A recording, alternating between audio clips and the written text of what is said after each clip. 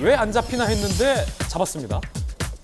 남편을 살해했다라는 혐의를 받고 있는 이은혜와 공범이 검거됐습니다. 의외로 가까운 곳에 있었어요. 경기도 고양이었어요. 오피스텔 삼송. 검거 뒤의 장면 살펴보시죠.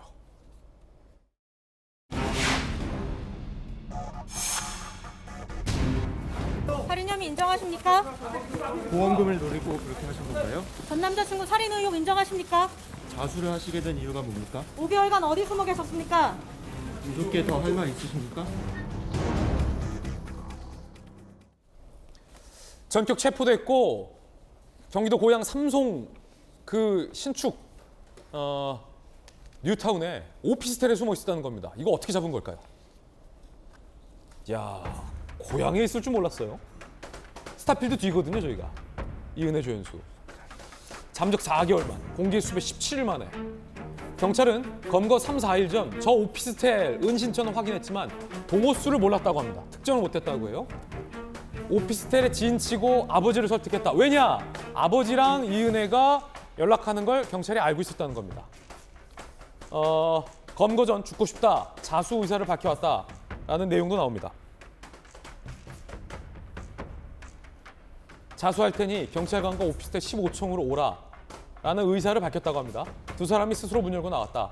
체포 당시 오피스텔 내부 보면 생수 4상자 쌓여 있었고 집기류가 거의 없이 정돈이 안 된 상태.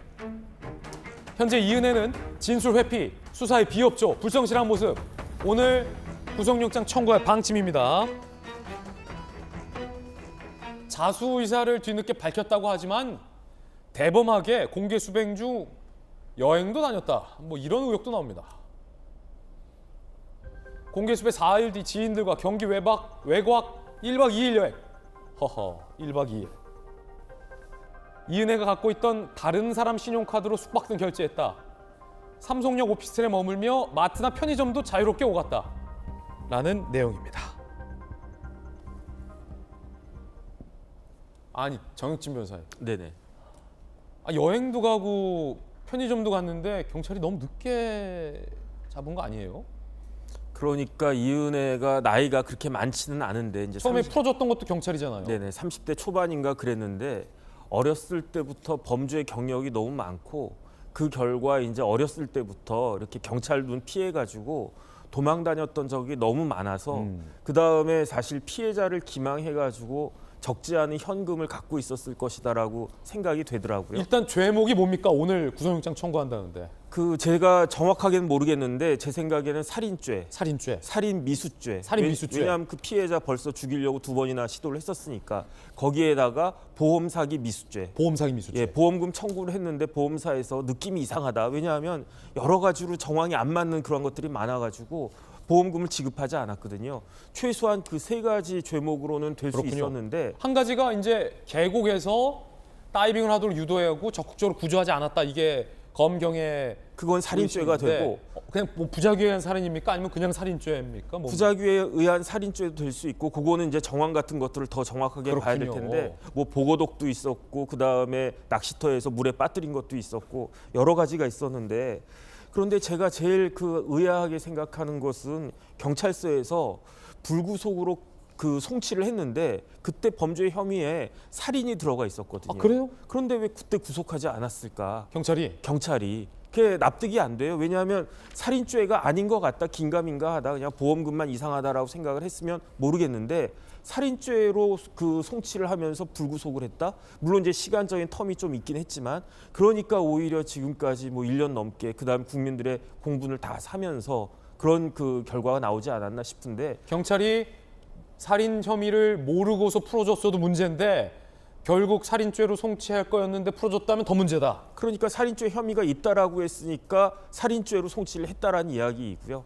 그래서 어쨌든지 간에 이제 그래도 그 빠른 시간 내에 이제 수배가 된 지 17일 만에 검거가 된 것인데 그러니까 이제 빠른 시일 내에 검거가 돼서 그나마 다행이다 이렇게 생각이 됩니다. 4개월간 도피. 조력자가 있었던 거 아니냐라는 의심도 나옵니다. 함께 보시죠. 도피 전에 상당한 현금. 삼성역 오피스텔 제3자 명의로 월세 100만 원. 월세 100이면 이거 고가거든요. 도주 전 구입한 대포폰. 치밀합니다. 지인들과 텔레그램으로 연락. 검찰은 조력자 등 신원 확인 곧 소환할 방침입니다. 김수현 교수님, 그러니까 이게 보통이 아니에요. 그러니까 제3자의 명의로 오피스텔을 얻고 현금을 쓰고 대포폰까지 쓰고 이건 일반인이 할 수 있는 수준이 아니에요. 보통 범죄자가 도주를 하면 생존 반응이라고 해서 뭐 핸드폰을 사용했다거나 신용카드를 사용했다거나 이런 식으로 어디서든 그 사람의 흔적이 남게 마련인데 이 모든 과정을 다 타인의 명의로 했기 때문에 그동안 경찰이 수사를 하는데 굉장히 어려움을 겪었던 것이고 17일 동안이나 이제 성공적으로 도주를 할 수 있었던 것 같습니다. 그리고 특히나 요즘 뭐 코로나 시국이기 때문에 마스크 쓰고 모자 쓰면 지금 화면에서도 보셨지만 거의 이제 신원을 알 수가 없어서 그런 부분들이 어려웠던 것 같고요. 그러다 보니까 점점 그 행위가 대담해져서 지인들하고 여행까지 갔다 오고 이제 그런 정황들을 경찰이 포착하고서 그 지인들을 이제 조사하면서 이 오피스텔에 이제 머무르는 걸 알게 됐다고 해요. 그래서 이제 아버지를 통해서 자수를 설득해서 지금 자수에 이르게 된 것인데 그렇다고 해서 지금 뭐 조사에 성실히 임하고 있느냐 그런 건 아니죠. 지금 뭐 묵비권을 행사하고 있는 것 같고 또 그 조현수 씨는 지금 뭐 범죄를 부인하고 있다고 합니다. 그래서 어쨌든 간에 그래도 빨리 잡혀서 다행이라는 생각이 들고요. 좀 하루빨리라도 좀 성실하게 수사에 임해서 좀 모든 것들이 명명백백하게 밝혀져야 되겠습니다. 자, 오늘 영장이 이제 받아들여질지 여부도 좀 주목됩니다.